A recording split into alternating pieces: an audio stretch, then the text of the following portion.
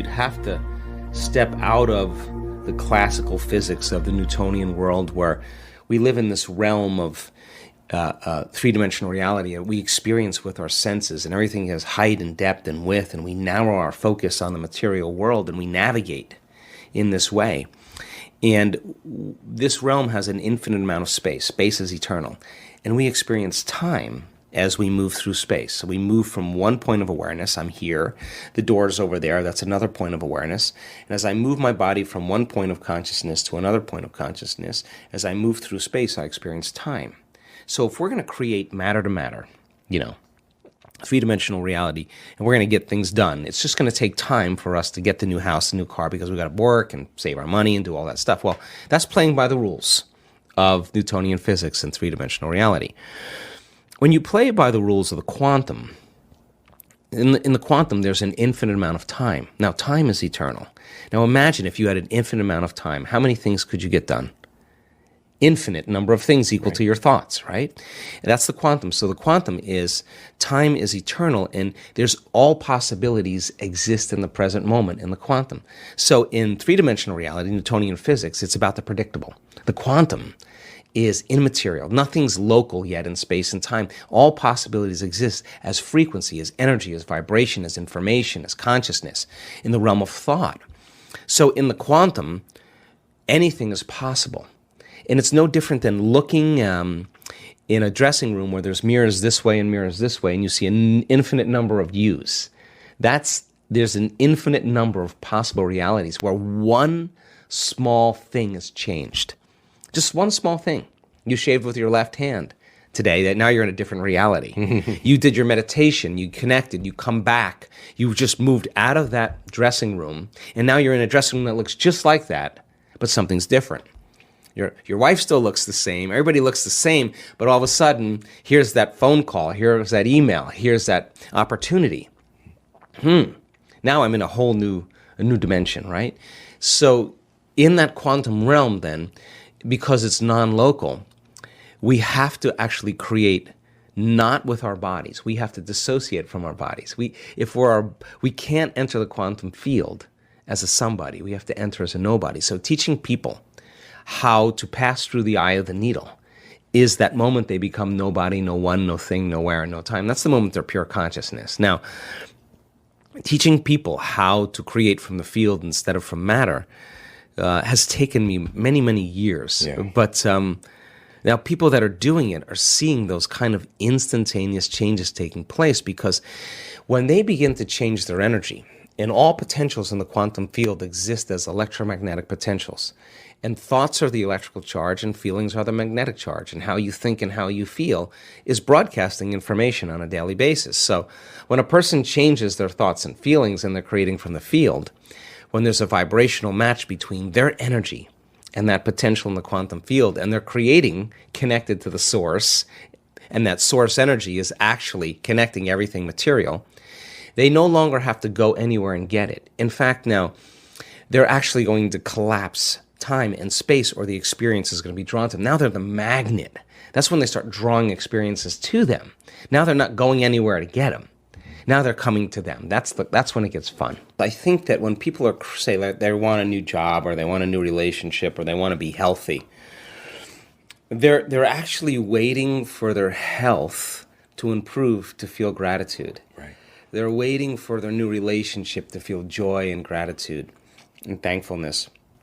They're waiting for the new career to happen. And once it happens, then they celebrate and feel gratitude. Well, if you believe that your thoughts and feelings produce an effect in your life, and you're living in the lack every single day waiting for it to happen, you're separate from the experience, right? So if you think about the emotional signature of gratitude, when you are receiving something that you like, that's pleasurable, you've just gotten or received something that is pleasurable, something just happened to you, or something's happening to you that you like, you say thank you, you feel gratitude. So the emotional signature of gratitude is that something has already happened. And it is the absolute perfect state of receiving. It is the absolute state of receivership. So Here's an example. A person gets a diagnosis. The diagnosis is something like cancer. The first moment they hear that word, they feel fear. They feel a change in their internal state, and they pay attention to what the doctor says. They take a snapshot, and they create that memory. They remember the moment the doctor said that. So now they're in fear, they're scared, and they're going to think positively. Or they'll say, I'm going to beat this thing. Well, if they're feeling fear, they can only accept, believe, and surrender to the thoughts equal to their emotional state. That fear thoughts will be the only ones that will make it in there.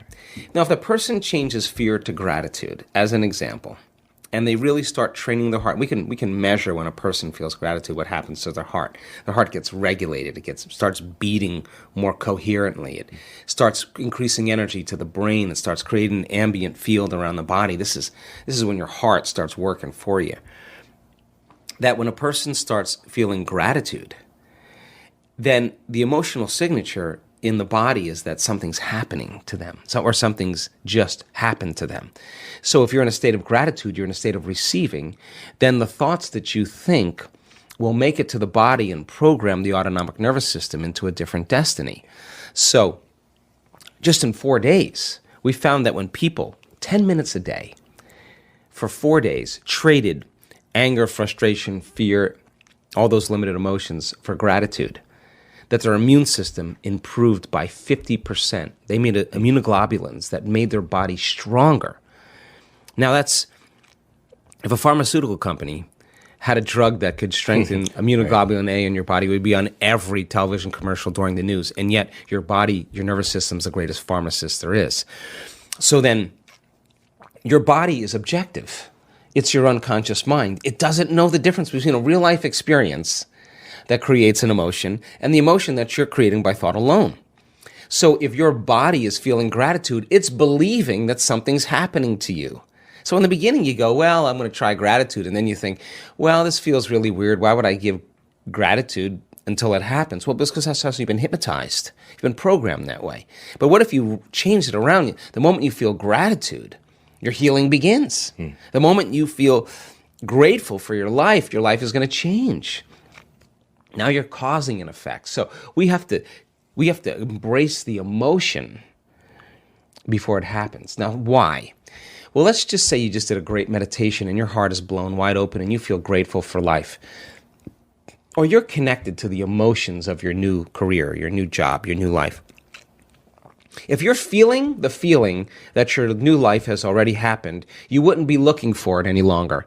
You would be feeling like it's already happened, so you wouldn't look and be separate from it. You would feel connected to it.